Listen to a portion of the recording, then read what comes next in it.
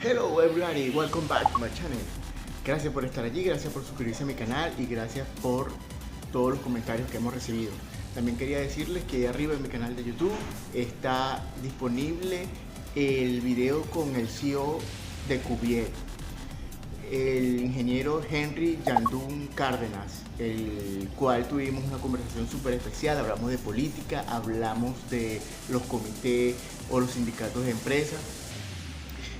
Hablamos de seguridad industrial, por supuesto, y de muchísimas cosas más. Espero que les guste, espero que le den clic y se suscriban al canal. Um, Muchísimas gracias por la disponibilidad del ingeniero Henry Yandún que accedió a estar con nosotros. Y para la próxima semana tenemos otro video súper especial con el licenciado Luis Silva, que es un enfermero ocupacional y aparte tiene una maestría en seguridad y salud ocupacional. Y bueno, nos comentó su historia y también quedó súper bueno ese video. Entonces nos vemos y espero que se suscriban al canal. Muy buenos Chao. Días, sean todos bienvenidos a un capítulo más de su podcast favorito, el podcast de seguridad industrial. Gracias por acompañarme en esta aventura de conocer gente importante y gracias por suscribirse a mi canal y dejar los comentarios, que todos sus comentarios son bien recibidos y eso nos ayuda a seguir creciendo y mejorando cada día. Hoy estoy sumamente contento porque tenemos un invitado de lujo. Se trata nada más y nada menos que mi ex jefe de una de las organizaciones más importantes en Ecuador, como lo es Cuvier. Se trata del ingeniero Henry Yandún Cárdenas. Ingeniero, gracias por estar con nosotros, gracias por tomarse ese tiempo para estar con nosotros y la verdad es que la primera invitación aceptó y siempre disponible para conversar su experiencia y hablar un poquito de seguridad industrial. Eso habla muy bien de usted y muchísimas gracias por estar acá en nuestro podcast. Bienvenido. Buenos días, Alejandro. Realmente un gusto estar en contacto contigo por este medio. Estoy a las órdenes. Ingeniero, queríamos saber su historia, un poquito de su infancia. Yo algo escuché de usted que fue una infancia un poco dura. Usted no podía contextualizar cómo fue su infancia, cómo salió de allí y cómo se logra desde una infancia, digamos, precaria a ser uno de los grandes líderes a nivel nacional en Ecuador. Bueno, Alejandro, normalmente en nuestra sociedad a veces uno tiene vergüenza de cuando viene de orígenes muy humildes, pero ahora para mí es un orgullo realmente. Mi papá era un chofer y mi mamá tenía una tiendita, sí. Y yo me acuerdo que los primeros años de mi infancia, yo imagino que hasta se acabó la primaria, por lo menos éramos 4 hermanos, papá y mamá, y vivíamos en una sola habitación, eran 2 habitaciones, la una era la tienda y la otra era el dormitorio y todo lo demás. Y claro, para nosotros realmente ahorita es una cosa, una nostalgia de esa época, pero nunca sentimos que había escasez o no sabíamos que éramos pobres. O sea, nunca estuvo en nuestra mente que éramos pobres porque no teníamos con qué compararnos. Y la salida básicamente es el esfuerzo de los papás, ¿no? Los papás realmente trabajaban 24/7 y no hay nada que hacer. Papá trabajaba sábados y domingos en su colectivo y mi mamá obviamente la tienda, nunca cierra las tiendas. Claro, lo que ellos lucharon es por darnos una muy buena educación y ahí sí nos educaron muy bien con sus ahorritos y yo creo que obviamente así fue la salida, ¿no? Lamentablemente en nuestra sociedad se sale de una generación para otra, es muy duro que salga de la misma generación. Sí. Y lo que hicieron mis papás es darme una muy buena educación, básicamente, y obviamente el ejemplo de un trabajo impresionante y una honradez increíble. Yo me acuerdo que mis papás lo primero que hacían a principios de año era pagar los impuestos. Era increíble, pero se desesperaban por ir a pagar los impuestos que tocaba pagar a principios de año. Entonces, y sobre todo también muy empáticos, ¿no? Mi mamá, tú ya me conoces como jefe, de ahí salen todas las virtudes, defectos que uno tiene. Entonces, mi papá era muy estricto, mi mamá, en cambio, era muy preocupada por todo el mundo. A pesar que éramos pobres, ella se preocupaba por todo el mundo. Pero bueno, gracias al esfuerzo de mis papás y gracias a que Dios nos dio virtudes como la pasión, el trabajo, algo un poquito de innovación o de iniciativas empresariales, hemos salido adelante en lo que tiene que ver con la parte económica, porque la verdad, como te decía, en esa época no teníamos dinero, pero éramos súper chéveres. Realmente fue una infancia muy feliz la nuestra. Sí, la verdad que es un ejemplo de superación. Yo creo que debe sentirse muy orgulloso y es un ejemplo para las generaciones de superarse, no importa de dónde vengamos, sino a dónde vamos. Ahora, ¿cómo toma la decisión luego de estudiar ingeniería mecánica? ¿Cómo nace la vocación, digamos, entre tantas opciones que tuvo una vez que se graduó de bachiller? ¿Por qué ingeniería mecánica? Yo tenía mucha facilidad para la biología y mis profesores decían que yo debería ser médico. Tenía un hermano que estaba estudiando medicina y mi sueño era ser médico. Pero lamentablemente en esa época en la Universidad Central había mucho el comunismo, el socialismo, y yo me había ido becado a Estados Unidos a estudiar el sexto curso en Estados Unidos. Y por el simple hecho de haber estudiado en Estados Unidos, aquí en la Universidad Central no me aceptaron en medicina, increíblemente, porque la Asociación de los Estudiantes influía en las decisiones de quién ingresaba a la universidad, era una corrupción tremenda. De ahí comienza a tener uno un resentimiento, en cambio, contra los izquierdistas. Y no tuve otra opción porque la única universidad que me recibía era la Politécnica. Me recibía porque había un problema de documentos. Y claro, entré en la Politécnica supuestamente para no perder el tiempo y me quedé. Ya estudié ingeniería mecánica. De alguna manera asesorado por algún primo que me decía, la ingeniería mecánica es una buena profesión. Y realmente no me arrepiento, ¿no? Aunque debía haber sido médico, pero no me arrepiento de haber sido ser ingeniero mecánico. No, la verdad que usted es muy ingeniero, la verdad que la oportunidad que compartimos es muy ingeniero, la toma de decisiones en base a la ingeniería y muy buen profesional, la verdad. Ahora, ¿qué recuerda de esos años? ¿Algún profesor que le influyó? ¿Alguna materia que no le gustó, que le costó? Algo que nos pueda contar de, como anécdota de esos años estudiantiles. Yo realmente, para mis profesores desde esa época, tenía todo un agradecimiento. Normalmente uno es rebelde, uno es criticón, pero yo la verdad les consideraba a mis profesores porque tenían su vida, también sus luchas. Normalmente, bueno, los profesores no tenían una situación económica buena en esa época, ahora tienen mejores salarios. Entonces son las personas muy esforzadas, yo para ellos solo tengo agradecimientos y realmente hay tantos, no que nos voy a mencionar ninguno, pero a todos solo les tengo muchos agradecimientos por la pasión que le ponían. Y luego yo en problemas tuve en dos materias. Y la Ok. una, te va a sorprender, la una era, ¿cómo es? El tema de termodinámica 2 que esa Oh. primera no entendía yo y ahí casi me jalo el año. Y la otra, diseño estructural. Oh. Y ahora yo manejo una empresa que creo que es la que más estructuras diseña en Correcto. el país, entonces, pero sí aprendí, pero teníamos unos profesores, realmente a veces uno la antipatía por una materia no es por la materia, sino por los profesores. Pero no, de ahí todo bien, realmente los estudios, no. Yo en la escuela, el colegio era muy bueno, en la universidad los primeros años era duro porque la Politécnica realmente era muy selectiva y uy, era un asesinato en serie eso, porque entrábamos miles de personas y quedábamos 30 al final, ¿no? Entonces, al final creo que ya fui un estudiante más o menos adecuado porque la competencia en la Politécnica era tremenda. Había unos compañeros espectaculares, todos, era una selección nacional prácticamente. Pero muy buena la Politécnica, yo le agradezco mucho a la Politécnica por todo. Ingeniero, yo lo conozco a usted como un gran deportista y de hecho en su oficina tiene algunas fotografías, las recuerdo, de algunos campeonatos de fútbol en la Politécnica. ¿Usted recuerda algún campeonato de fútbol? Porque era lo que entiendo, lo que conozco de usted era el estudio y el fútbol. Entonces, cuéntenos un poquito de eso. Mira, yo te había contado que mi papá era muy estricto, era una persona que venía de una pobreza extrema, entonces él, por ejemplo, no nos dejaba practicar deporte. O sea, él nos tenía o trabajando con él o ayudándole. Entonces, no, nosotros nunca fuimos buenos futbolistas, pero desde chiquitos organizábamos equipos, hacíamos cosas. Pero ya cuando entramos en la Politécnica, el fútbol siempre me apasionó a mí. Y el mayor logro que yo creo que habré tenido fue que por primera vez en la historia nuestra facultad de mecánica, que no era muy grande, fue campeona de la Politécnica y ese es un recuerdo que tengo para toda la vida. Qué No bueno. creo que éramos buenos, pero éramos bien ñecosos y ganamos.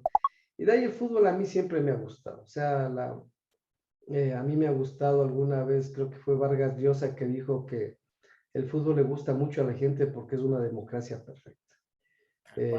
Son pocas reglas de juego, es una canchita chiquita y todos somos iguales ahí adentro. Y a ti te consta, yo más juego fútbol con los trabajadores, en los barrios, en los campeonatos interempresariales, porque ahí uno conoce realmente a la gente, se relaciona sinceramente con la gente. Y claro, mis mejores amigos son en gran medida mis compañeros que son ingenieros o trabajadores de fútbol, o sea, Sí. los amiguis del fútbol que les dicen, ¿no? Porque realmente pues, Así es. compartimos todo, es que a mí me apasiona el fútbol, todavía juego, lo regresé a jugar al fútbol Ah, qué y ahí bueno. estamos todavía muy mal, siempre he sido malo, pero bueno, No, la pasión nunca faltó. qué bueno, qué importante esas anécdotas. Ahora, ingeniero, una vez graduado, entiendo que ocupó puestos importantes en gerencia en algunas empresas. Una vez que ocupó esos puestos importantes en gerencia, ¿nos puede comentar cómo es su encuentro, digámoslo así, con la seguridad industrial? ¿Cómo empezó a ver o si en la carrera vieron alguna materia de seguridad industrial o fue empírico el No. aprendimiento? Hay un pecado que yo siempre reclamo a las universidades en mis conferencias, de que nos dan 6 o 5 años de cómo arreglar una máquina, cómo soldar un material, pero no nos hablan de seguridad industrial prácticamente, que es un pecado tremendo cuando en una fábrica es importante la máquina, es importante la materia prima, pero la mano de obra es la más importante, es lo que menos da en clase. Yo tuve la suerte de entrar en una empresa que se llama Armco, se llamaba Armco, era una multinacional y luego se llamó ahora Nova Cero. Ahí empecé yo como asistente ingeniero de planta, en una planta relativamente pequeña, y en esa empresa llegué a ser gerente de países, ahí me desarrollé rápidamente, y de ahí me despidieron, y de ahí se cubrió, o sea, es cortita mi carrera, son solo 2 trabajos. Ok. Pero en esa empresa ARMCO realmente uno tiene que reconocer, hay mucha gente que critica las multinacionales, pero yo siempre digo, no, las multinacionales son la mejor escuela y ojalá todos los empresarios, todos los que manejan industrias deberían pasar por multinacionales porque ahí hay muchos principios, muchos valores y la seguridad en la empresa donde yo estuve era fundamental y obviamente ahí seguíamos cursos intensamente, bastante. El tema de seguridad era súper importante. Y ahí me quedó a mí el gusanito porque obviamente la seguridad es un tema de ética y un tema económico, ¿no? Entonces Así es es. súper importante. ¿Recuerda algún accidente que hubo por allí o en estos años qué es lo que más recuerda en seguridad industrial? Algo que le haya impactado. Verás, yo no he tenido accidentes fatales, gracias a Dios y gracias a todo lo que hemos hecho en seguridad en toda mi historia. Eh, ha habido accidentes más bien de personas que han estado haciendo trabajos extras que nos han impactado.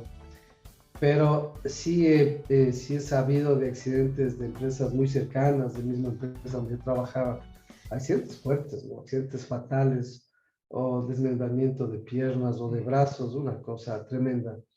Y claro, nosotros hemos tenido una suerte, o no, no es suerte, tú sabes que la seguridad no es suerte.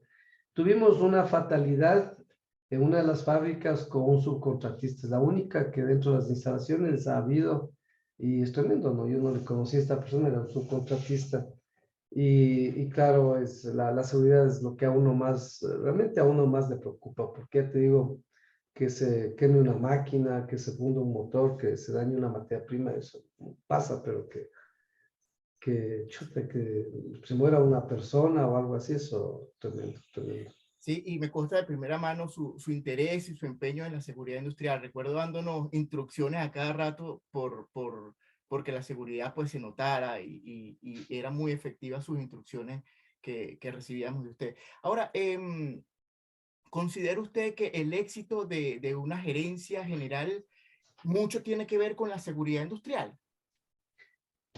Mira, si tú te recuerdas, Cubier, el logotipo es un triángulo, sí, Correcto, sí. y el triángulo es un elemento súper estable, y yo le hice el triángulo porque era un elemento súper estable. Y el un lado era calidad, el otro era productividad y el otro es seguridad. Ese es el origen del Ok. triángulo, el icono de Cubier. Porque obviamente sin esas tres cosas y las tres totalmente correlacionadas en una industria, porque nuestro negocio es básicamente industrial, no se puede tener éxito. O Correcto. sea, eso es fundamental, porque en el momento que tú haces, bueno, tal vez ya vamos a hablar luego, el momento que tú haces seguridad industrial como se debe ser, automáticamente la empresa es más ordenada, y cuando una empresa es más ordenada, es más productiva y cuando es más productiva hay resultados.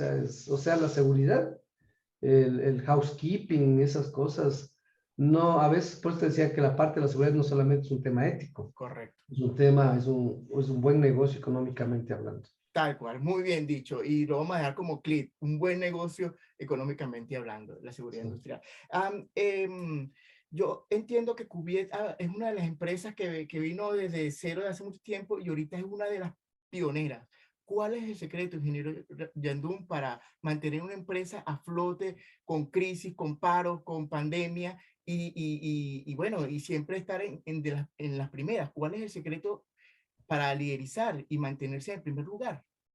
Bueno, nosotros, la historia es así, nosotros realmente empezamos la empresa, mi capital de aporte de la empresa fue de $20,000, que casi todos los que nos van a ver, casi todos tienen un carro, y lo que cuesta un carro es $20,000, o sea, con ese dinero empecé la empresa hace 26 años, y el año anterior facturamos ya 150 millones nosotros, y somos cerca de 700 personas, porque son varias empresas ahora, ¿no? Casi 700 personas directas.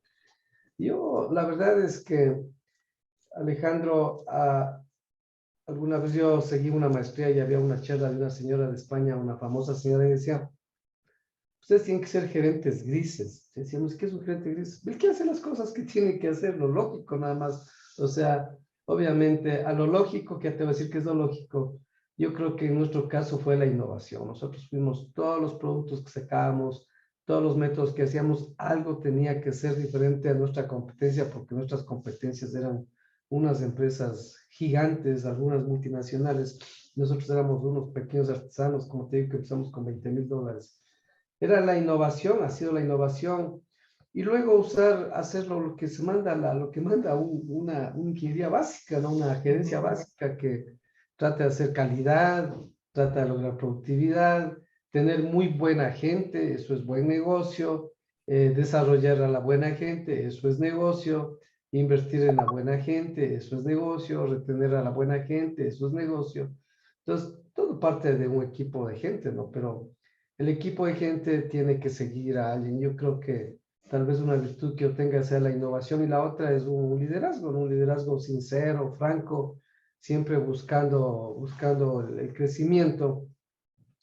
Y la gente a uno le sigue. Realmente yo creo que la gente sigue al líder siempre, ¿no? Así es. Y qué importante lo que dice. Oye, qué interesante nuestro podcast de hoy. Ahora, ingeniero, quisiera preguntarle cómo maneja la frustración, porque uno innova, obviamente hay ensayo-error, muchas veces uno falla. ¿Cómo supera la frustración, el fallo, el error? Y cómo maneja la traición a veces, porque, bueno, como usted dice, desarrolla personas y las personas a veces fallan.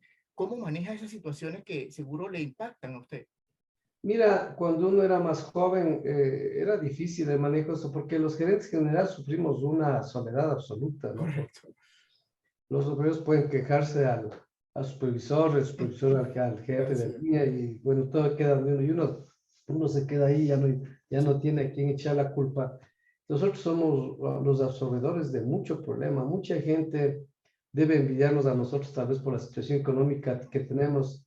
Yo en cambio les envidio a mis obreros, lo que a las 3:45 salen con una felicidad y dejan el problema en la fábrica. Así es. Creo que van a disfrutar muy bonito las familias. Nosotros, en cambio, a 3 de la mañana estamos preocupados del pago del sueldo, del pago de esto, de este problema, este otro problema. Entonces, los primeros años fueron muy fuertes, yo diría que hasta unos 40 años, algo así, porque ya uno sufre físicamente, ¿no?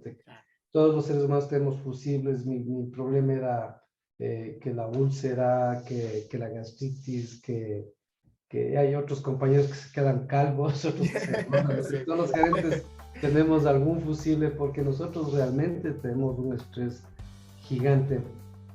Y después ya la experiencia, Alejandro, ahora nosotros es muy difícil que algo nos afecte. O sea, nosotros ya es experiencia, lo que yo llamo, hacemos piel de elefante y somos, cuando viene un problema, simplemente analizamos cómo le resolvemos y cuál es el siguiente paso. O sea, yo creo que esa es la frialdad que debe tener un líder, ¿no? O sea, uno no puede sentarse a llorar, sino tiene que decir, a ver, ¿cuál es la solución y cómo salimos de este asunto? Y eso ha sido siempre, o sea, siempre hemos visto, bueno, ya sucedió, bueno, ahora sí, ¿qué hacemos? ¿Qué hacemos? Y tratar de tener la cabeza fría y buscar soluciones, porque para todo hay soluciones. Así es, así es. Y yo creo, pero aparentemente, aunque la gente no lo vea, los que somos responsables de organizaciones realmente absorbemos todo el bagaje de los problemas humanos, porque imagínate, 700 personas más un montón de gente más, por decirte, solo el transportista tenemos como 150 que nos suman y ellos son 3 personas y unas familias y son con unos dramas impresionantes todo esto. Entonces uno tiene que estar pendiente de esto, absorber esa problemática, pero sentarse y decir, bueno, ¿y cómo resolvemos? Yo creo que el secreto es cómo resolver las cosas.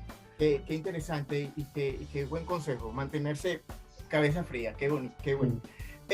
Hablemos un poquito, porque también entiendo que usted es uno de los líderes de unas organizaciones muy importantes en Ecuador, como son Constructores en Positivo. Háblenos un poquito de eso, cuál es el fin, cuáles son las metas que tienen a corto, mediano, largo plazo. Nosotros tenemos 3 propósitos, porque ahora ya aprendimos que no hay que poner misión ni visión, sino un propósito. Okay.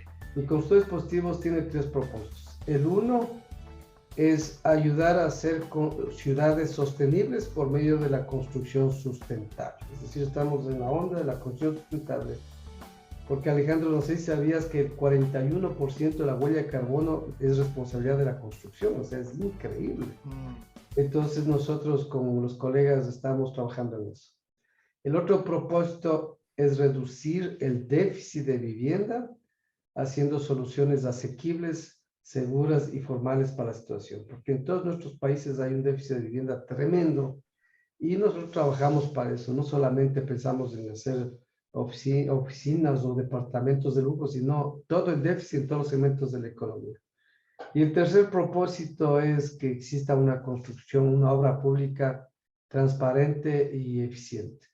Entonces, esa es la razón que existe Constructores Positivos. Esto se hizo básicamente cuando el presidente Correa puso una ley de plusvalía que afectaba a la construcción de una manera radical. Nosotros peleamos mucho hasta derogar esa ley y de ahí nos quedamos conformados. Y es una organización que no tiene una formalización, no tenemos oficina, no tenemos secretarios, no tenemos un escritorio, un papel. Más bien es una unión de mucha gente que tiene los mismos propósitos y eso hace que realmente, de lo que yo entiendo, nos reconocen mucho y nos escuchan mucho diferentes estamentos de autoridades y entidades del país. Interesante. Y en ese sentido quería hacer una pregunta que me la sugirieron por allí, porque esa organización tiene algún impacto político. ¿Usted ha pensado incursionar en la política en algún momento? Mira, acabo de ser inclusive invitado a ser candidato a alcalde de Quito. Oh. Pero yo tengo una respuesta, ¿no? Yo digo que yo lo que quiero es ser presidente, pero presidente en mi casa. Pero No. hicimos una encuesta y 3 perros, 3 gatos, 2 hijos, 3 hijastros y una esposa, todos votaron en contra. Es que no llego ni a presidente de la familia, así es que No. no. Yo creo que hablando en serio, la política hoy por hoy no es mi mundo, no. Yo tengo, mi trinchera es mis empresas, mis hijos, mi trinchera es inclusive Constructores Positivos, donde podemos hacer influencia política. Pero la política realmente es un tema tan corrupto, tan tenso, que no es atractivo, para mí no es atractivo, pero tenemos mucha influencia política, que es lo que interesa, ¿no? Porque, no sé, pero hoy por hoy, hace unas 2 semanas me negué a este asunto, porque la verdad es que en el Ecuador, inclusive para ser candidato ya es un problema. Y ganar las elecciones es muy difícil. Aquí uno tiene que tener unas habilidades o de futbolista o de cantante o de alguna cosa de esas. Y lamentablemente nuestra sociedad no analiza bien a los candidatos, su formación, sus logros. Y claro, tú puedes ver que en la asamblea hay personas cuestionadas éticamente, legalmente, sin formación, entonces, y ganan las elecciones. En el Ecuador sí es un problema eso, y eso también a nosotros nos retiene de esas aventuras, ¿no? Porque no hay un método. Nosotros creemos que hemos hecho bien las cosas, honestamente, no tenemos rabo de paja. Creo que podemos ser una buena solución, pero ya te digo, es muy difícil en el Ecuador entrar en la política. Hagamos un ejercicio acá, ingeniero, y disculpe. Supongamos que usted en un futuro acepta cambia de opinión, porque es válido también, ¿cuáles serían las propuestas? O sea, ¿cuál sería, no sé, como el esquema para entrar a un alcalde, a ser alcalde? ¿Qué propuesta le daría al país, al municipio, sobre todo siendo alcalde? Mira, nosotros estando en esta lucha de constructores positivos, que es unas luchas constantes en los estamentos de ministerios y alcaldías, todo eso, realmente vemos que son entidades mal manejadas, ¿no? Realmente son mal manejadas. Yo diría que la parte de la ciudad debe tener algunos objetivos estratégicos, tiene que tener una visión de ciudad. No tenemos una visión de ciudad. Quito no tiene un propósito, no sabemos a dónde vamos a ir. Y sobre todo se requiere una administración espectacular. En eso somos buenos nosotros. Y claro, entran políticos que pueden ser buenos políticos, pero que nunca han administrado una tienda en su vida. Yo creo que un municipio, sobre todo, hay que administrarlo, porque es una cosa que hay que hacer cosas. Y eso se hace con administración. Y obviamente ese es el fracaso de muchos municipios. Pero también hay municipios buenos que yo lo primero que haría es realmente poner un propósito de ciudad. ¿Qué es lo que la ciudad debe ser de aquí a 20 años, a 30 años? Y encaminarnos a la dirección. Porque ahorita es impresionante. Las autoridades piensan en la próxima semana, ¿no? De lo que está pasando, que pasó ayer, pero de ahí no pasan, lamentablemente. Así es. Qué interesante propuesta, ingeniero. Y piénselo. Mire, No, hoy por hoy no. otra pregunta que también me la sugirieron. ¿Qué opinión le merece los comités o los sindicatos de trabajadores dentro de la organización? Quisiera dos visiones. Una del empresario y otra visión, si es posible, del trabajador. O sea, ¿cómo Claro, sería esa comunión empresario y comité dentro de una organización de manera sana, de manera armoniosa, de claro. manera progresiva? Mira, en teoría debería haber organizaciones de trabajadores para que tener con quién interactuar, sí. Así como hay organizaciones de empresarios, debería haber organizaciones de trabajadores. Pero las leyes ecuatorianas son tan perversas que lo que provocan es que cuando los dirigentes son dirigentes, cambian totalmente su objetivo. Tú y yo vivimos un comité de empresa, una de nuestras empresas, y el tema es que, claro, llegaba un personaje muy bueno, un compañero muy bueno, muy racional, muy razonable, con quien se podía conversar a la presidencia del comité. Y ellos hacían el número, a ver, según la ley ecuatoriana, si a mí me despiden, me tienen que dar normalmente eran gente con calificación de discapacidad. Todos tenemos que darle liquidación por discapacidad, liquidación por dirigente. O sea, es una cosa tan grande que ellos lo que llegan es a hacer una acción para provocar que se les despida, porque es la realidad, esa es la realidad, al menos de lo que nosotros vivimos, y se olvidan de la razón de ir allá, la razón de entrar allá es ver cuál es la necesidad de sus compañeros y ver cómo hacemos para que, siendo maduros de lado y lado, logremos que la empresa se desarrolle y se desarrollen los compañeros. Entonces, como en el Ecuador no funciona porque las leyes son perversas, yo te digo, porque luego las grandes direcciones de los trabajadores son un fracaso en el Ecuador. Mira, son dirigentes que ya están, creo que 30 años, los mismos presidentes ahí, y que no buscan algo moderno. Mira, hay tanto trabajo informal en el Ecuador y cada vez más la informalidad crece y la formalidad se va achicando porque esta gente actúa solo en el trabajo formal. Los dirigentes laborales del Ecuador no se preocupan del trabajo informal, que es el más grande y el más grave, y solo se preocupan de sacar el jugo, sacar una platita a los afiliados, porque ellos tienen que pagar para hacer nada. Entonces, mientras la dirigencia no sea madura, es complicada. Yo más bien opto porque lo mejor es hablar con todo el mundo, buscar las necesidades de todo el mundo. Y tú sabes muy bien, las relaciones laborales de nuestra empresa es excelente, porque es mucho mejor que nosotros investiguemos cuáles son sus necesidades, cómo motivarles, cuáles son sus motivaciones. Y claro, nuestra gente, yo soy tranquilo porque nuestra gente, nuestra empresa se desarrolla, todo el mundo se desarrolla, excepto los que recién entran, nadie tiene un sueldo básico, todos ganan más que el sueldo básico. Y claro, es bonito ver cómo nuestros trabajadores de hace algunos años están graduando a sus hijos ya de profesionales. Así es. Y es bonito ver que los trabajadores antiguos todos tienen vivienda, entonces todos educan a sus hijos. Y esa es la misión que nosotros tenemos. Y yo creo que eso, lamentablemente, mientras en el Ecuador no haya una madurez de la gran dirigencia laboral y mientras las leyes no cambien, porque las leyes incentivan a que una vez que el líder llega a liderar los comités de empresas, no se preocupan de la razón de ser esos, porque la razón de un líder sindical tiene que ser desarrollar a la empresa y eso ayudar al desarrollo de los trabajadores. Entonces, eso no existe. Ya te digo, a ti te consta, nosotros vivimos eso. Las personas buscaban hacer la vida imposible, hacer el relajo por cualquier cosa, porque lo que les convenía es que les despidan a los dirigentes porque ellos hacían un buen negocio. Y eso es la historia que yo sé y lo digo frontalmente porque puedo demostrar. Sí. Qué interesante, la idea es que se pueda manejar y como usted dice, los sindicatos están hechos para hacer crecer a la empresa y de alguna manera desarrollarse todo. Nos quedan pocos minutos, ingeniero Yandún, le agradezco mucho su tiempo y su disposición. Quisiera que para cerrar nos dé primero una opinión política de Ecuador, cómo ve usted Ecuador a los próximos años y un mensaje a la juventud y con eso cerramos. No hablamos de seguridad, hoy quedó para la próxima vez. Sí, sí, Ya. bueno, para la próxima vez podemos hablar más de seguridad. Con mucho gusto. Mira, uno que ya vive tanto tiempo, ¿no? Y yo digo, toda la culpa es de nosotros los que votamos, ¿sí? Yo a veces no culpo mucho ni a los presidentes ni a los alcaldes. Yo culpo más a la asamblea y a los concejales de los municipios, ¿no?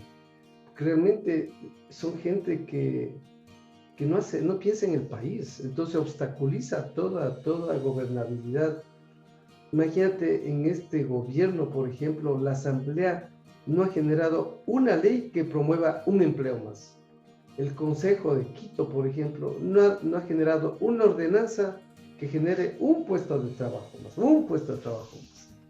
Y se oponen a todo y están en una pelea entre ellos, unas peleas, o sea, no toman estrategias de país, sino mi partido político, o lo que dice mi jefe de partido político, o mi patrón, porque hay patrones, o mi dueño de partido político. Y es una tragedia, ¿no? El Ecuador es inviable así. Y ahorita que estamos por elegir a concejales en los cantones, yo lo único que invito a la ciudadanía es que, por favor, vea el nombre de cada persona, vea qué historial tiene, qué han hecho en su vida. Ahora es muy fácil meterse en internet y ver la hoja de vida judicial, cuántos juicios tienen y este tipo de cosas. Y yo creo que el Ecuador tiene que elegir bien. Mientras no elijamos bien, seguiremos en este maravilloso país que siempre sale adelante gracias al trabajo de todos nosotros, pero no necesariamente por un estímulo, por una ayuda, por iniciativas ni de los alcaldes, ni de los presidentes, ni de las asambleas, ni de los consejos. Tal cual, qué bonito mensaje.